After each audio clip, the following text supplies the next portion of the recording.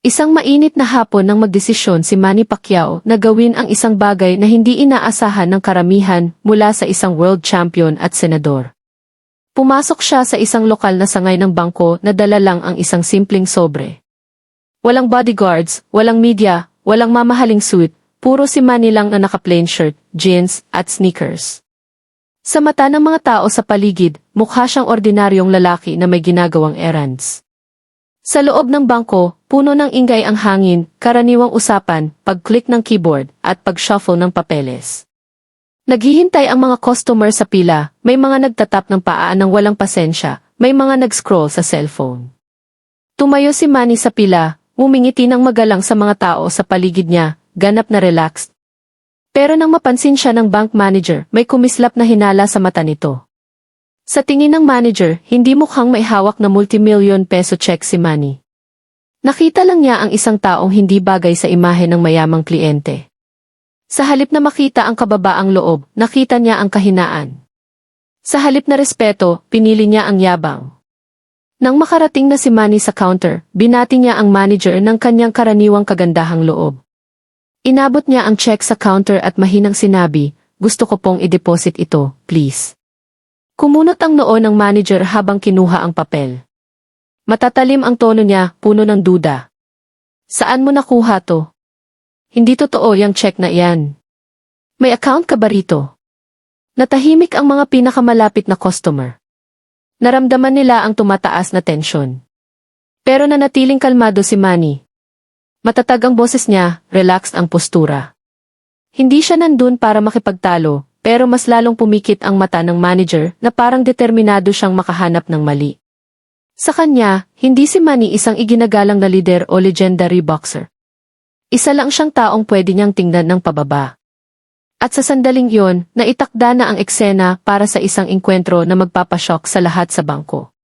Ano ang nangyari pagkatapos ay nagpatahimik sa buong sangay? Bago ko ituloy, tanong ko muna sa'yo, na-judge ka na ba ng hindi patas dahil lang sa itsura mo? Type yes sa comments kung nangyari na iyan sa'yo. Hawak ng manager ang check sa pagitan ng daliri niya na parang marumi ito. Ngumisi siya at puno ng pang-aasar ang tono. "Peke, tong check na to, hindi ka pwedeng pumasok dito na may ganitong pera. Sino ba ang niloloko mo?" Parang sampal ang mga salita sa buong kwarto. Nagkatinginan ng hindi komportable ang mga customer. May umiling, may lumapit pa para makinig ng mabuti. Pero hindi kumilos si Manny. Naharap na niya ang mga umuungal na karamihan, brutal na suntok sa ring, at kahit mga laban sa politika. Kumpara doon, isa lang na aroganting bank manager ang wala. Matatag ang tingin niya sa lalaki sa harap. "Sigurado po ako, sir, valid tong check na to," mahinang sagot niya, matatag ang boses. "Ang hiling ko lang po ay i-verify nyo ng maayos." Pero walang interes ang manager sa profesionalismo. Binulag siya ng prejudice. Tumawa siya ng malamig, itinaas ang boses para marinig ng buong lobby. "Valid? Huwag mo akong sayangin ang oras. Alam mo ba kung paano gumagana ang banking? Matagal na kung nasa trabahong to, matagal ko nang nakikita ang peke mula sa malayo." May isang young teller sa malapit na mukhang hindi komportable. Bulong niya sa kasama, hindi man lang niya na-scan ang check. Bakit ganito ang trato niya? Pero umiling lang ang kasama, takot makialam. Lumalaki ang pila sa likod ni Manny. May naglabas na ng cellphone, lihim na nagre-record. Bulong ng isang nanay sa anak niya, kawawa naman yung lalaki. Gusto lang niyang i-deposit ang pera niya. Tanong ng bata ng inosente, bakit ang sama ng loob ng boss? Nakatayo pa rin si Manny, nakapaloob ang kamay sa harap. Hindi pa siya galit, pero ang katahimikan niya ay lalong nagpabida sa manager. "Pakinggan mo ko," asar ng manager habang tinatak sa counter ang check. "Mga katulad mo ang pumapasok dito na akala mo madaya ang sistema. Pero hindi sa bangko ko. Pinoprotektahan ko to mula sa mga mandaraya." Bigat ng irony sa hangin. Akala niya pinoprotektahan niya ang bangko, pero sa totoo, binabastos niya ang may-ari nito. Pero pinili pa rin ni Manny ang respeto. Bahagyang sumandal siya at sinabi, "Pakiusap po ulit. I verify nyo lang. Yun lang po." Pero sa halip na makinig, binagsak ng manager ang check sa counter, matalim ang boses na parang latigo. Hindi ko kailangang i-verify ang basura. Sa tingin mo ba bagay sa'yo ang ganitong pera? Tumahimik ang buong kwarto. May napahalinghing ang isang customer. Si Mrs. ni Manny na nakatayo malapit, kinagat ang labi ng nerbiyos. Alam niya na maraming beses nang nasubok ang pasensya ng asawa niya sa politika, sa boxing, sa buhay. Pero lagi niyang pinipilit na panatilihin ang kababaang loob at ginagawa niya ulit yon. Dumating po ako rito ng may respeto, mahinang sabi ni Manny. Sana po ay ganoon din ang ibalik sa akin. Pero ang mga salitang iyon ay lalong nagpasiklab sa yabang ng manager. Nag-ang mukha niya sa pang-aasar. Itinaas niya ang check ng mataas na parang ipapakita sa lahat kung ano ang tingin niya rito. Alam mo ba? Walang kwenta to, sigaw niya. Lumapit ang karamihan, nanlalaki ang mata. Ano ang gagawin niya? At sa harap ng lahat, pinunit ng manager ang check. Ang tunog ng pagpunit ay tumama sa bangko na parang kulog. May napahalinghing, may nagreklamo ng galit. May sumigaw pa, hindi tama yan. Lumipad ang mga piraso ng check sa sahig na parang nabasag na pride. Tinitigan ni Manny ang pinunit na papel sandali. Nanatiling kalmado ang mukha niya, kahit may dumaan na sakit sa mata niya, hindi dahil sa pera na marami siya, kundi dahil sa sobrang kawalan ng respeto, hindi lang sa kanya, kundi sa bawat ordinaryong tao na minsan nang minababa ng may kapangyarihan. Bulong ng asawa niya ng urgent, umalis na tayo, Manny, please. Pero umiling siya ng dahan-dahan. Hindi, mahinang sabi niya. Minsan kailangan mong tumayo kung saan ka nakatayo. Minsan ang katahimikan ay labag din sa hustisya. Hindi malakas ang salita, pero tumunog sa buong bangko na parang kampana. Tumigil ang bulungan. Tumuwid ang mga tao, nakikinig. Tumawa ng pang-aasar ang manager. Katahimikan. Hustisya. Huwag kang magmalaki. Buti na lang hindi pa kita tinawag ng security. Pero hindi alam ng manager na nagsisimula ng lumiko ang sitwasyon. Hindi na sa kanya ang karamihan. Lumilipat ang tingin nila, dahan-dahang lumalapit sa tahimik at marangal na lalaki na binabastos niya, at nagsisimula pa lang ang bagyo. Kung naniniwala kang walang dapat na mapahiya, hindi sa bangko, hindi sa publiko, kahit saan, ilike mo para maikalat ang mensahe ng respeto na to. Ang mga piraso ng pinunit na check ni Manny ay lumipad sa sahig na parang abo. Ang tunog ng pagpunit ay nananatili pa rin sa katahimikan ng bangko. Lahat ng customer, teller, staff, nanginig sa disbelief. May napahalinghing, may nagreklamo ng galit. Nakafocus na ang mga cellphone, nagre-record ng bawat segundo ng nakakagulat na eksena. Pero nakatayo ng matatag ang bank manager, dibdib nakabukol sa yabang. Akala niya nahuli niya ang isang mandaraya, isang lalaking naglakas loob pumasok sa branch niya na may peking check. Malakas ang boses niya sa buong lobby, puno ng pang-aasar. Tingnan nyo, ganito ang nangyayari kapag sinubukan nyong dayain ang sistema. Wala akong pakialam kung sino ka o anong kwento ang gagawin mo. Hindi tumatanggap ang bangko ko ng mga katulad mo. Hindi gumalaw si Manny na natiling kalmado ang anyo. Hinila ng asawa niya ang manggas niya, mukha puno ng pag-aalala.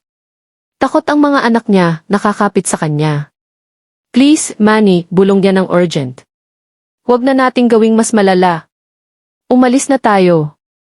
Pero dahan-dahang umiling si Manny, hindi inaalis ang tingin sa manager. Mababa ang boses niya, pero may tahimik na otoridad. Wala kang karapatang sirain ang hindi iyo, sabi niya. Ang hiling ko lang ay respeto at verification. Yun ang dapat sa bawat customer. Tumawa ng pang-aasar ang manager, pinaikot ang mata. Respeto. Pinaglalaban mo yan. Hindi ka pwedeng pumasok dito na ganyan ang suot, nag-a-acting na big shot na may peking check at asahan mong yuyuko ako. Hindi sa branch ko. Bigat ng mga salita sa hangin, mas matalim kaysa kutsilyo. Mula sa karamihan, may bumulong, hindi man lang niya na-check ng maayos. May sumigaw pa ng malakas, hindi tama to, dapat man lang na-verify niya. Kumalat ang bulungan, naging bukas na pagkondena. Pero itinuloy pa rin ng manager, sinusubukang takpan ang mga boses. Ayaw ng pride niya na bumaba. Sayang niyo ang oras ng lahat, sigaw niya. Lumabas kayo rito bago ko tawagin ang security para kalagkarin kayo palabas. Tumahimik ng tuluyan ang kwarto. Lahat tumingin kay Manny. Ano ang gagawin niya? Sasabog na ba siya? Ilalabas na ba ng legendary fighter ang galit niya? Pero hindi.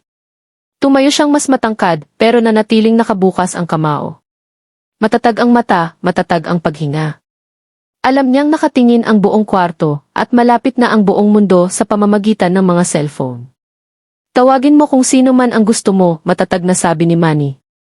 Pero hindi mo pwede. Yun ang sandali. Ang yabang sa salita niya, ang lakas loob na angkinin ang isang bagay na lampas sa kapangyarihan niya, ay nagpa-ripple sa karamihan. Bulong ng isang batang babae sa likod, sinabi ba niyang, Bank? Manager lang siya, hindi owner. Umiling ang isa pang customer. Wala siyang kaalam-alam kung sino ang kausap niya.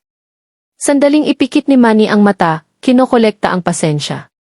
Hinawakan ulit ng asawa niya ang braso niya. Manny, please, pakiusap niya. May iba tayong paraan para ayusin to. Pero dahan-dahang inalis ni Manny ang braso. Alam niyang hindi na ito tungkol sa kanya lang. Ito ay para sa bawat taong minsan nang napahiya, bawat ordinaryong lalaki o babae na hinusgahan ng hindi patas dahil sa itsura. Bahagyang lumingon siya, hindi lang sa manager kundi sa buong kwarto. Bawat customer ay may karapatan sa patas na trato, sabi ni Manny, matatag pero may kapangyarihan ang boses. Hindi sa pagpapahiya, hindi sa prejudice, kundi sa patas. Nagkaroon ng enerhiya ang lobby. Patuloy ang pag-record ng cellphone. Tumango ang mga customer, may nagpalakpakan ng mas malakas. Pero nawawalan na ng kontrol ang manager. Sumigaw siya ng basag ang boses, sapat na. Kung hindi kayo aalis agad, ipapatawag ko ang pulis sa loob ng 5 minuto. Pagsisisihan niyo na pumasok kayo rito. Pero malinaw ang irony. Habang nagbabanta siya, lalong nagmumukhang tanga. Hindi na sa kanya ang karamihan. Nakatuon ang mata nila kay Manny. Kalmado, marangal, hindi natitinag. Kung ikaw si Manny sa sitwasyong to, mananatili ka bang kalmado tulad niya o sasabog ka na sa manager? Comment calm o snap sa baba. Gusto kong marinig ang thoughts mo.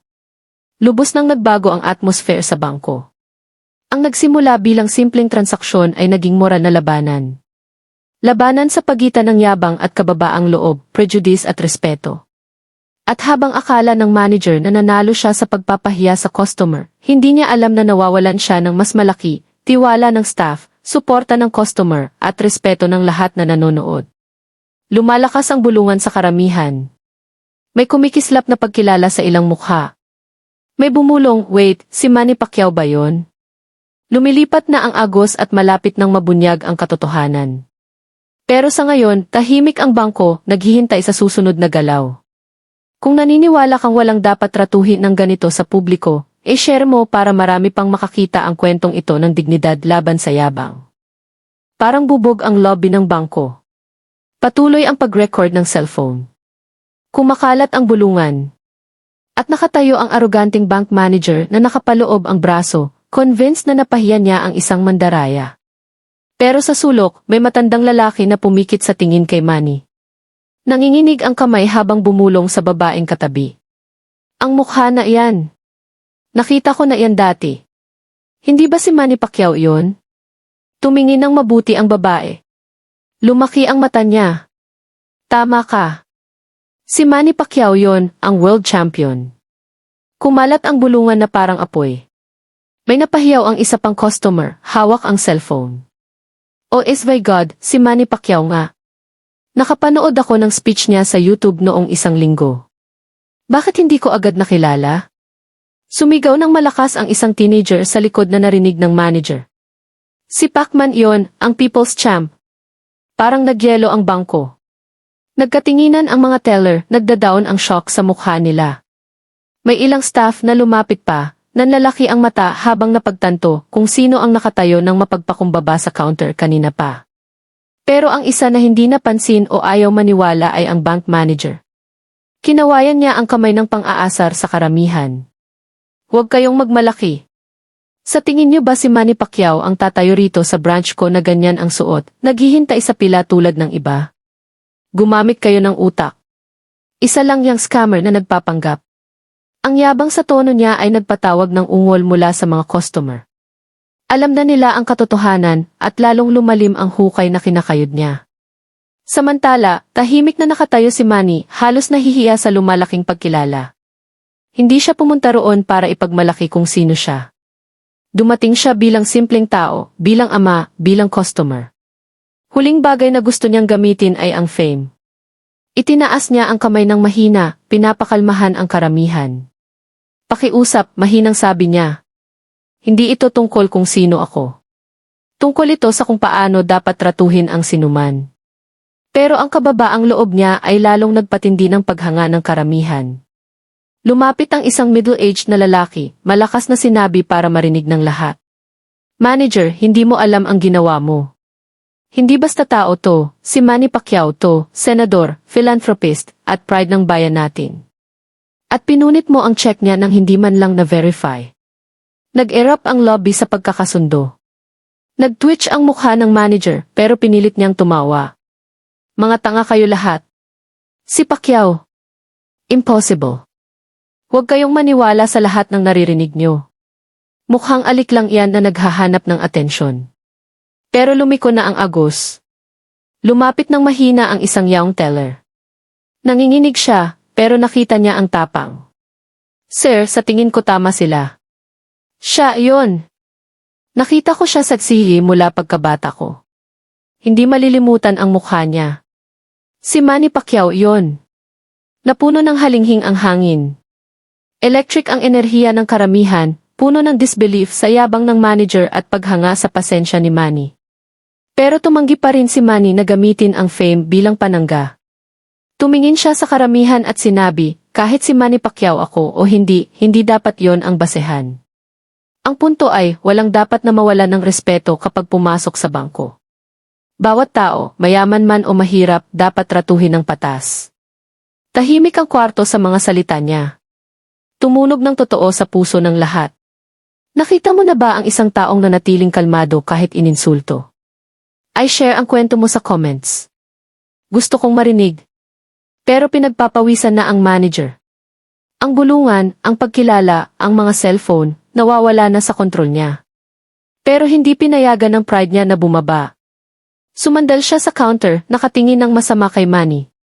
Sige, sabihin nating ikaw nga si Pacquiao. Ano ang pagkakaiba? Sa bangko ko, sinusunod ang rules. Wala akong pakialam kung senador ka o boxer. Kung sa tingin ko peke ang check mo, ituturing ko tong basura. Nagbuo ang karamihan. Sumigaw ang isang babae, hindi iyon pagsunod sa rules. Abuse of power yan. May dagdag pa, hindi mo man lang nascan ang check. Pinunit mo na parang basura. Charged ang atmosphere. Hindi na basta bystanders ang mga customer. Mga saksi na sila sa kawalan ng hustisya at galit na sila. Samantala, si Manny ang pinakakalmadong tao sa kwarto. Inilagay niya ang kamay sa counter, matatag at firm. Hindi ako pumunta rito para tratuhin bilang champion, mahinang sabi niya. Dumating ako para tratuhin bilang tao. Parang kidlat ang mga salita sa gitna ng bagyo. Nag-erupt ang karamihan sa palakpak, may nag-chant pa ng mahina. Manny! Manny! Manny! Nag-crimson ang mukha ng manager. Ang dating hindi natitinag na yabang ay mukhang kahabag-habag na laban sa alon ng katotohanan. Pero hindi pa tapos ang kwento. Lumalaki ang pagkilala. Pero ang final blow, ang pagbunyag kung sino talaga ang may kontrol sa bangko, ay malapit pa lang. Kung sumasang-ayon ka sa mga salita ni Manny, type respect sa comments.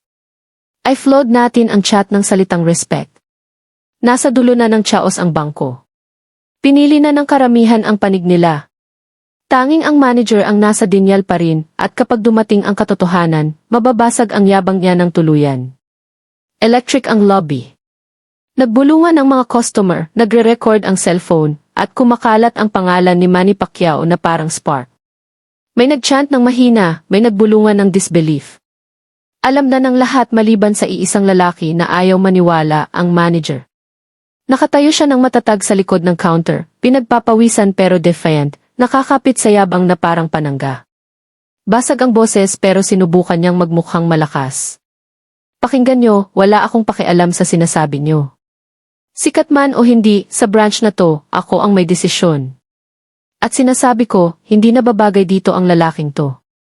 Nag-erupt ang halinghing. Kahit ang sariling empleyado ay tumingin sa kanya ng may disgust. Pero nanatili siyang nakabukol ang dibdib na parang hinahamon si Manny na hamunin siya. Matagal na katahimikan. Bahagyang nakayuko ang ulo ni Manny, nakapatong ang kamay sa counter. Lumapit ang karamihan, naghihintay kung ilalabas na ba niya kung sino siya, kung gagamitin ba niya ang otoridad ng senador o kapangyarihan ng champion. Tapos itinaas ni Manny ang tingin, at nang magsalita siya, hindi malakas ang boses pero tumunog na parang kulog. Sinasabi mo hindi ako nababagay dito, simula ni Manny ng dahan-dahan. Pero sabihin mo sakin, sino ang nagdedesisyon kung sino ang nababagay? Ang damit ba ng tao? Ang kulay ng balat, ang paraan ng pagsasalita, o ang dignidad sa loob niya? Ang respeto na ibinibigay niya at ang respeto na dapat sa kanya? Patay na tahimik ang kwarto. Lahat ng tenga nakatuon, nakafocus ang kamera ng cellphone. Kahit ang mga teller ay tumigil sa trabaho, natigilan sa bigat ng salita. Tinatawag mo ang sarili mong tagaprotekta ng bangkong to, tuloy ni Manny, matatag pero makapangyarihan ang boses. Pero ang pagprotekta sa bangko ay hindi nangangahulugang pagpapahiya sa mga taong nagtitiwala rito ng pera nila. Ang pagprotekta sa bangko ay pagprotekta sa mga tao, sa lahat ng taong pumasok sa pintong iyan. Hindi ang pagwasak sa dignidad nila tulad ng pinunit mo ang check na yon. Nag-erupt ang karamihan sa palakpak. May nagpalakpak ng malakas, may nag-cheer. Tama! Nagsimulang lumakas ulit ang chant ng Manny, Manny, Manny. Nag-ang mukha ng manager. Huwag mo akong pangaralan, sigaw niya. May rules ako sinusunod. Kung hindi nakakaabot sa standard, hindi nila deserve ang respeto. Dahan-dahang umiling si Manny. Mas matalim, mas malakas ang tono, tumatago sa kwarto. Ang respeto ay hindi ibinibigay lang sa mga sa tingin mo ay worthy. Ang respeto ay karapatan. Bawat tao, mayaman man o mahirap, sikat man o hindi kilala, deserve nito. Sa sandaling tanggihan mo yon, sa sandaling isipin mong pinapayagan ka ng kapangyarihan mo na pahiyain ang iba, hindi ka na nagpoprotekta sa bangko. Dinudurog mo na ang honor nito. Roared ang karamihan sa pagsang-ayon. May humiyaw, may nagpalakpak ng tumunog sa dingding. Bulong ng isang binatang nagre-record, viral to mamayang gabi. Bahagyang lumingon si Manny, hindi lang sa manager kundi sa lahat sa lobby. May evokibes na ang salita niya, ang cadence ng isang leader, isang champion, isang lalaking nakipaglaban sa labas ng ring. Ako'y naging mahirap. Nagutom ako. Naglakad ako ng walang sapatos sa kalye na may dala lang na pag-asa sa puso. Kung hinusgahan ako noon tulad ng hinusgahan mo ako ngayon, baka hindi ako nakarating dito. Baka hindi ako nabigyan ng pagkakataon. Pero narito ako. Hindi dahil sa yabang, hindi dahil sa prejudice, kundi dahil may nagpakita sa akin ng respeto. Buzing ang kwarto sa emosyon. May nagpunas ng luha ang ilang customer. May teller na nakapaloob ang kamay sa harap, bulong, tama siya. Tama siya. Mas firm, mas commanding ang boses ni Manny. Kaya sinasabi ko ito hindi lang sa'yo, manager, kundi sa lahat dito. Huwag mong tingnan ng pababa ang isang tao dahil sa itsura niya. Huwag mong sirain ang dignidad ng iba dahil sa tingin mong mas mababa sila. Hindi mo alam kung sino sila, anong laban ang pinagdaanan nila, o anong kadakilaan ang nasa loob nila. Kung talagang gusto mong protektahan ang bangkong to o anumang lugar ng serbisyo, protektahan mo ang respeto na deserve ng bawat taong pumasok. Thunderous na ang palakpak. Tumayo ang mga tao, nag-cheer, lumakas ng lumakas ang chant ng pangalan niya. Ang dating tahimik na bangko ay naging arena ng katotohanan. Sumasang-ayon ka ba sa mga salita ni Manny? Type respect sa comments ngayon at tingnan natin kung gaano karami ang naniniwala sa mensahe na to. Nagsimulang gumuho ang yabang ng manager. Nanginginig ang labi niya. Nanginginig ang kamay. Sinubukan niyang sumigaw sa ingay pero nabasag ang boses. Sapat na. Sapat na sa katangahan na to. Pero huli na. Hindi na sa kanya ang karamihan. Kay Manny na sila. At sa unang beses, napagtanto ng manager na wala na siya sa kontrol. Bahagyang lumayo si Manny, bumalik ang kalmadong anyo. Mas malambot ang boses, pero mas matalim kaysa dati ang salita. Pinunit mo ang check ko, sabi niya. Pero ang totoong pinunit mo ay ang tiwala ng bawat tao rito. Tandaan mo ang sandaling to dahil ang tiwala na nasira ay hindi madaling maayos. Tahimik ulit ang bangko. Nanirahan ng mabigat ang bigat ng salita niya sa lahat. At kahit nakakapit pa rin sa pride ang manager, tumulo ang pawis sa sentido niya. Lumalapit na ang katotohanan. Malapit na niyang malaman kung sino talaga ang binastos niya, at ang konsekwensya ay higit pa sa inaakala niya. Kung sa tingin mo hinandlo ni Manny to ng may dignidad at lakas, like mo at I-share ang kwento sa may kailangang makarinig nito. Nasa peak na ang bagyo. Pinili na ng karamihan ang panig. Inihayag na ni Manny ang katotohanan. Ang tanging natira ay ang revelation na magpapabaliktad sa buong sitwasyon. Buhay na buhay ang lobby sa enerhiya. Nagpalakpak ang mga customer. May nag-cheer. May umiling sa disbelief sa yabang ng manager. Nananatili pa rin sa hangin ang mga salita ni Manny, makapangyarihan at hindi malilimutan. Ang respeto ay karapatan. Deserve ito ng bawat tao. Pero pula na ang mukha ng manager, ayaw sumuko. Binagsak niya ang palad sa counter, desperate na mabawi ang kontrol. Sapat na sa sirkong to, sigaw niya. Branch ko to, at ako ang magdedesisyon kung ano ang mangyayari rito. Kung ayaw nyo, lahat kayo lumabas. Ang yabang sa tono niya ay lalong nagpasiklab ng galit ng karamihan. Nagbuo sila. Sumigaw ang isang babae, hindi ikaw ang may-ari nito. May dagdag pa, sobra ka na. Hindi na makayanan ang tensyon. At nang subukan ng manager na sumigaw sa ingay, may boses na tumagos sa gulo. Itigil niyo to agad. Lahat tumingin. Isang senior officer ng bangko na naka-crisp suit ang mabilis na pumasok sa lobby. Maputla ang mukha, nanlalaki ang mata sa shock habang tinitingnan ang eksena, ang pinunit na check sa sahig, ang galit na karamihan, si Manny na nakatayo ng kalmado at marangal, at ang manager na nanginginig sa frustration. Ano bang nangyayari rito? Demand ng officer. Sinunggaban ng manager ang pagkakataon, itinuro si Manny na parang akusado. Sir, nahuli ko tong lalaking to na nagde-deposit ng peking check. Pinigilan ko siya. Pinrotektahan ko ang bangko. Nagkakagulo siya at sinusuportahan siya ng mga tanga na to. Natigilan ng officer, nakalock ang mata kay Manny, bumuka ang panga. Diyos ko, bulong niya. Si Senator Manny Pacquiao yon. Nag-erupt ang lobby. Halinghing, cheer, sigaw. Nakakabingi ang ingay. May sumigaw sa excitement ang ilang customer. Mas malakas ang palakpak. Zoom in ang cellphone sa mukha ni Manny. Hindi na maikakaila ang katotohanan. Mabilis na kumurap ang manager, umiling. Ano? Ano? Hindi pwede. Tong lalaking to. Dumating siya rito na parang tao lang. Sumigaw ng galit ang isang babae mula sa karamihan. Hindi naman mahalaga yon. Si Manny Pacquiao yon. Nag-grave ang mukha ng officer habang kausap ang natulala na manager. May alam ka ba sa ginawa mo? Ito si Senator Pacquiao, world champion, philanthropist, at higit sa lahat, nagdalawang isip siya, bigat ng susunod na salita na bumagsak sa lobby na parang alon.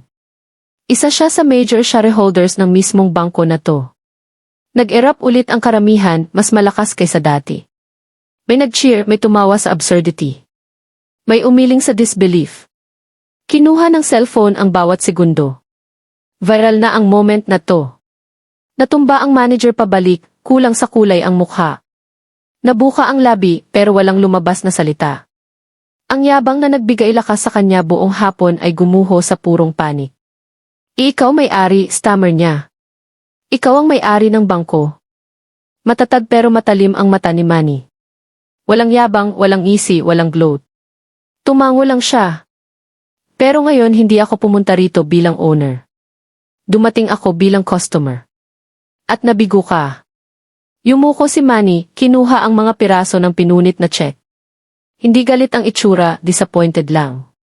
Maayos ang papel, mahinang sabi niya. Pero ang dignidad na napunit, mas mahirap ayusin. Inilagay niya ng mahina ang mga piraso pabalik sa sobre at tumingin sa officer. Siguraduhin mong maayos ang paghawak nito. At siguraduhin mong hindi na ito mangyayari sa ibang customer. Yes, sir, mabilis na sagot ng officer, yumuko ng malalim. Nakatayo ng frozen ang manager, napahiya sa harap ng lahat. Nasunog sa abo ang pride niya. Na-expose ang yabang niya sa buong mundo. At si Manny, hindi siya nagmalaki, hindi nagdemanda ng ganti, hindi nag-enjoy sa tagumpay. Simpleng naglakad patungo sa exit, kasama ang pamilya, ang kalmadong dignidad na mas nagniningning kaysa sa anumang titulo, trofeo, o bank account. Naghiwalay ang karamihan para sa kanya, nagpalakpak, nag-cheer, may nag-chant pa ng key respect, respect, respect. Kung naniniwala kang tama si Manny, na ang respeto ay para sa lahat, hindi lang sa mayaman o sikat. Type respect sa comments at I-share ang kwento. Gawin nating viral ang mensahe na to. Nabunyag na ang katotohanan. Lumiko ang mesa at ang lalaking akala niya siya ang may-ari ng bangko ay natuto kung sino talaga ang may-ari. Isinara ang pinto ng bangko sa likod ni Manny Pacquiao. Pero nagsisimula pa lang ang kwento. Sa loob, nagbubuz ang mga customer sa excitement, patuloy ang pag-record ng cellphone, nag-o-overlap ang boses habang ikinukwento ang nakita nila. Sa loob ng ilang minuto, bumabaha na ang clip sa social media. Bank manager humiliates Manny Pacquiao, hindi alam na siya ang may-ari ng bangko. Kumalat na parang apoy ang videos. TikTok, YouTube, Facebook, Twitter. Saan ka man tumingin, nandun ito. Milyon-milyong views sa loob ng oras. Nag-trend ang hashtags. #respect for all #Manny Pacquiao #bank scandal. Isang video na may caption, kaya huwag kang mag-judge base sa itsura. 5 million views sa isang gabi. Isa pang clip ng makapangyarihang linya ni Manny, ang respeto ay karapatan. Deserve ito ng bawat tao, na na-share ng libu-libong beses, tinawag na quote of the year. Hindi lang ordinaryong viewers ang nag-react. Nag-cover ang journalists. Nagbigay opinyon ang politicians, kahit mga celebrities sa buong mundo ang nag-share ng video. Isang sikat na aktor ang nag-tweet, muli pinatunayan ni Manny Pacquiao kung bakit siya higit pa sa champion sa ring. Ang tunay na kapangyarihan ay humility plus respect. Samantala, nasa lahat ang mukha ng bank manager. Replayed, memed, ridiculed. Punong-puno ng comments. Paano mo masusunog ang check ni Manny Pacquiao? Isipin mo, binastos mo ang may-ari ng sarili mong kumpanya. Tapos na ang career nito. At tapos nga. Sa loob ng ilang araw, naglabas ng official statement ang bangko. Nag-public apology sila kay Manny Pacquiao, kinilala ang ownership stake niya at kinondena ang ginawa ng manager.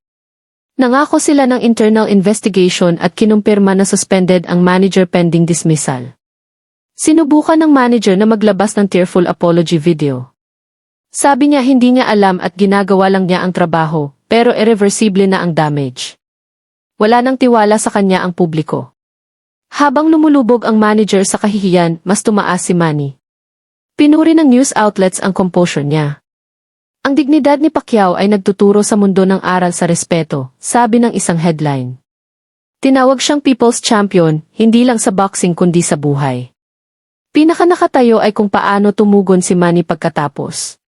Hindi siya nag-brag. Hindi nagdemanda ng ganti. Sa halip, ginamit niya ang platform para ipalaganap ang mensahe. Sa mga interview, sinabi niya, pinatawad ko ang manager. Pero ang pagpapatawad ay hindi nag-i-erase ng leksyon. Hindi ito tungkol sa akin. Tungkol ito sa paraan ng pagtrato natin sa tao araw-araw. Mayaman man o mahirap, kilala man o hindi, lahat deserve ng respeto. Mas viral pa ang linyang iyon kaysa sa confrontation mismo. Ginamit ito ng mga guro sa classroom. Kinuot ito ng motivational speaker sa stage. Binanggit sa sermons ng mga simbahan. Naging rallying PSA ng milyon-milyon ang respeto. Lahat dahil sa isang lalaking nanatiling kalmado nang sasabog na ang iba. Sa Pilipinas, hinawakan ng malalim ng kwento ang mga puso. Kilala ang humble beginnings ni Manny. Isang batang nagtinda ng tinapay sa kalye, nakakaalam kung ano ang pakiramdam na invisible, dismissed, disrespected. Nakita ng tao ang insidente hindi bilang pagpapahiya, kundi paalala sa journey niya. Tanging ang may alaala sa pinanggalingan ang makakapag-handle nito ng ganito, sulat ng isang supporter online. May komento pa, kaya laging champion si Manny. Hindi dahil sa sinturon kundi dahil sa puso. Immense ang global impact. Isinalin ang video sa maraming wika. Sa EVH, ginamit ng civil rights groups ang mga salita ni Manny sa campaigns laban sa discrimination. Sa Afrika, ginamit bilang halimbawa ng dignidad sa harap ng yabang. Sa Asia, nag-spark ng usapan tungkol sa humility at equality. Kahit ang mga bangko sa buong mundo ay tahimik na nag-circulate ng memos na nagpapaalala sa staff tungkol sa trato sa customer. Walang gustong maging susunod na viral humiliation. Pero sa gitna ng lahat ng ingay, nanatiling pareho si Manny, grounded, soft-spoken, at humble. Idinonate niya ang halaga ng nasunog na check sa scholarship fund, sabi, mapapalitan ang pera. Pero ang leksyon ng respeto ay priceless. Mas malakas ang cheer ng crowd sa labas ng training giveaway niya kaysa dati. Sinusulat ang respect sa mga sign, t-shirts, kahit sa balat gamit ang marker para ipakita ang suporta. Hindi na tungkol sa boxing lang. Nagpaalala si Manny sa mundo ng mas malaki, humanity. Ano sa tingin mo ang pinakamakapangyarihang leksyon mula sa kwentong to? Humility, respect, o forgiveness? Comment ang sagot mo sa baba. Gusto kong makita kung alin ang pinakanakatayo sa'yo. Ang disgraced na manager ay nawala sa kawalan, naalala lang bilang lalaking sumubok na ipahiya ang kadakilaan at sa huli ay napahiya ang sarili. Pero nabuhay ang mga salita ni Manny, nakaukit sa memorya ng milyon-milyon. Sa susunod niyang public event, dagat ng tao ang sumigaw ng sabay-sabay, respect, respect, respect. Dumagundong ang chant na parang kulog, pinatunayan na nakaugat na ang mensahe lampas sa dingding ng maliit na bangkong iyon. At kaya ang nagsimula bilang ordinaryong pagbisita para mag-deposit ng check ay naging kwento na humawak sa buong mundo. Kwento ng yabang laban sa kababaang loob, prejudice laban sa dignidad.